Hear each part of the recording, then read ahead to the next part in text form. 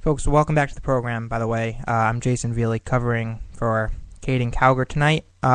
We are opening the phone lines for anyone who wants to call in, share their prayers, share their concerns about the shooting. I'm sure all of you have heard about this. Very, very low-key episode. Call in the number. We'll put you right on the air. We're not going to screen you or anything. We'll just take your call right on the air, and we want to hear what you think about this shooting. And no politics at all tonight. No politics at all tonight, because it's again, it's a terrible, terrible event that happened. So again, our number 1727-478-2694, 1727-478-2694. We're getting a call right now. Caller, welcome to the Kate and Calgary program. Hello? Hello? Hi. Hi, who's this? Name and where you're from, please. This is Christina Druck. I'm from Algonquin, Illinois. Okay, how are you tonight? I'm good. How are you? I'm doing good. So, are you calling about the shooting? Yes, of course. What's your thoughts and concerns about it? It's just astounding, the fact that as time goes on, and every couple of months there's a new shooting. It's absolutely heartbreaking. And I mean, thinking about it, since I was very, very young, every time I hear about one of these shootings, I'm not surprised. Mm-hmm. And I mean, you can agree or disagree if you want, but I mean, have you personally? I mean, I'm extremely, extremely liberal, but I feel at this time it's really not a good time to debate politics. You know what Absolutely, I mean? absolutely. I completely agree with you. I mean, would you agree that you have become as well desensitized to everything that's been going on? I mean, by desensitized, I mean it's just such a common occurrence for these shootings to happen that it doesn't seem like it's so strange or so outrageous anymore. You know what I mean? Yeah, I know what you mean, but I think no matter how many times something like this happens, we need to come together. And I talked about this a little bit before the break. When something like this happens, we are no longer defined as Republican and Democrat. We are defined as Americans first. And I think you'd agree with me. And I mean, and even further than being defined as Americans, I feel that we're defined as human beings, you know? Even someone from another country, someone, you know what I mean? Even someone who's not a citizen here, we have to stand in unity, we have to stand in solidarity and just really commemorate the victims, forget politics. And I mean, in response to how you pointed out that every year or every time this happens, politics is mentioned more and more soon. Mm-hmm. And I think the reason for that is because we become more desperate every time something like this happens. Right. You're right. And I am. I mean, go ahead. Not saying that it is all okay to politicize death. It's never okay. Mm-hmm. Never, ever. Never justifiable. But that's really the reason. It's just become more and more helpless every time this happens. Right. And you know what? This isn't something that happens just on the left wing or just on the right wing. It's just politicians in general tend to do this more and more often, and it's wrong. I don't care if a conservative brings up gun control after this. I don't care if a Democrat brings up gun control after this. It's wrong. We need absolutely. to. It's just it's a shame. I mean, it's been less than 12 hours after the shooting, and already people are talking about. I think was it 9 o'clock? Yeah, I think it was. So it's been less than 12 hours, and already people like Michael Bloomberg in New York City. And again, I don't care that he's a Democrat. I just care that he's already starting to make this political, and it's wrong. Right. And I've seen both conservative arguments. I mean, just even if you go on Facebook or Twitter, it's blowing up with people arguing about gun control, and it's just. You know what I say? Save the debates for gun control for next week or the week after. I mean, obviously, that's going to be it's going to be coming up again. That's going to be the next big debate in this country, and I'll probably give my I'll probably give my opinion on it in the next few weeks, but I'm not going to talk about gun control and use this terrible thing that happened in Newtown, Connecticut to make a cheap political point. I'm not going to do it. Right. I'm neither am I. Me being, I mean, you and I probably could not be more opposite. I'm pro-union. I'm a union activist.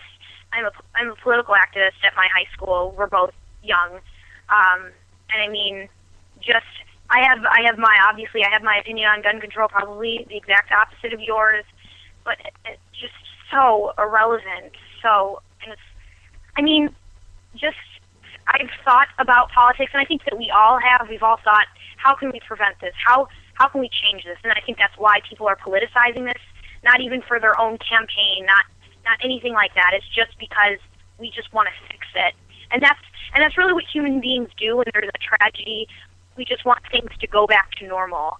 And for things to go back to normal, there has to be some kind of change. And I think that's really what's happening right now. And you gotta keep in mind the parents. I can't imagine being one of the parents of a victim of this shooting. I can't imagine the pain that they're going through. 27 people dead. Mm-hmm. Imagine 28 people call. dead. 28. It's gone up to 28. Yep, Imagine the 911 call. Imagine that. Mm-hmm. I know. 28 people, 17. I don't know if the 18th or the 28th. Sorry, is a child, but I believe it was 17 children dead. Mm-hmm. Majority being children. Well, now in school. I watched the news right before this episode, and the last thing I heard was that 28 people total were dead, and of those 28, 20 were children between the ages of 5 and 10 years old. Oh God! It's unbelievable. It's unbelievable, and it happens so often now that, and the fact that I'm desensitized to the fact that it's such a common occurrence. That just makes me more. It intensifies how I'm mourning right now over this. Mm-hmm.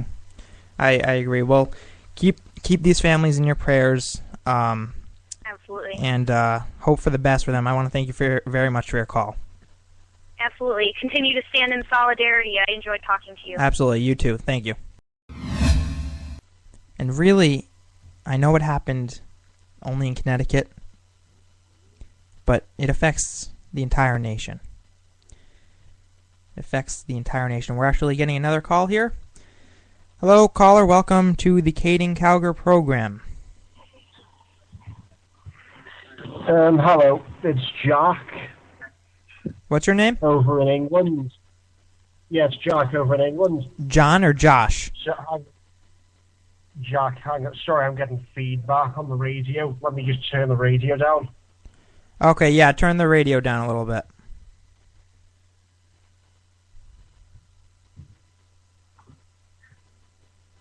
Okay, there we go. Sorry, I turned my radio down now. Okay, so are you? Yeah, you're calling about Jack over in England.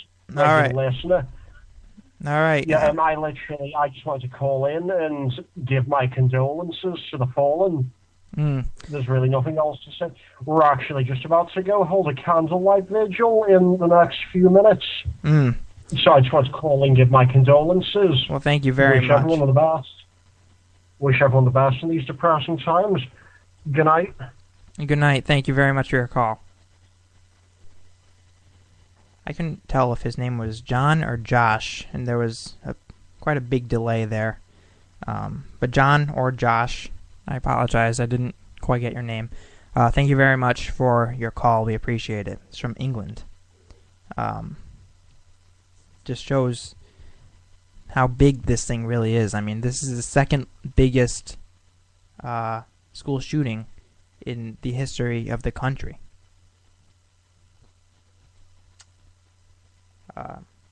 It's astounding. We're getting some email saying that his name was Jack. I apologize, Jack, if you're still listening to this. It's hard for me to understand, but Jack, again, thank you very, very much for your call, and thank you very much for your condolences. We're actually getting a call here now. Hello, caller. Welcome to the Kading Calgar program. All right, you're going to have to speak up a little bit because we're not even picking you up here. Can you hear me, Dick? Nope, you're really, really quiet. Are you able to hear me? Yeah, that's much better. Okay. Yeah, this is Jordan, your roommate, if you didn't hear me from the start. Jordan. Nice. Thanks for your call. Yeah, I just wanted to call and mainly give my condolences and just, I'm really so surprised that someone, is able to go through with such an act. Yeah. Of killing 27 people? 28 20 now. kindergartners? 28. Wow. Yeah. I mean, 5 years old. 5. That's like the most innocent age. I know. And have you been listening since the beginning of the show? Because I played some audio of a little girl talking, describing what happened, and the amount. Were you able to hear that? No. I joined in about halfway through, but Okay. I may have heard it on the news. Okay. Yeah, you probably did. They played it a lot in the news, but her voice. I mean, just hearing her voice reminds us of how innocent all of these kids were. Such a young age, they had their entire lives ahead of them, and they were just stripped from their entire futures. I mean, Terrible. it's absolutely terrible, and I don't know what drove this 24-year-old to do the things that he did. I mean, what kind of mindset must you be in to go into an elementary school and take the lives of 20 kindergartners and some adults? It's absolutely ridiculous. It's absolutely ridiculous. And let me ask you this. Would you agree with me that this isn't a time to make things political? I mean, Michael Bloomberg of New York is already saying that Obama must take immediate action to make gun laws stricter. Do you think that this is really a time for politics?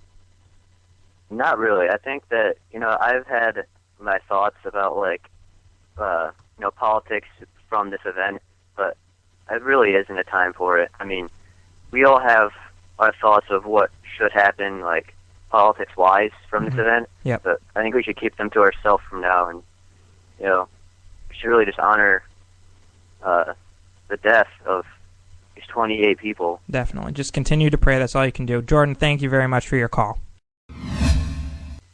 20 kindergartners dead. I know, I keep saying it. It's amazing to me. 20, they're so young. So much life ahead of them. And they were just stripped from all of that.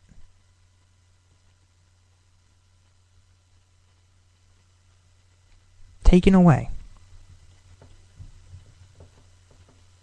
Those kids who lost their lives today, they probably woke up just like any other day, got ready for school just like every other day. Their parents probably hugged them goodbye just like every other day before they went to school. They didn't know that this would be the last time they were ever at home.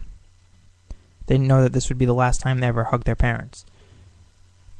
They didn't know that this would be the end of their life. And if nothing else, it shows how valuable life truly is.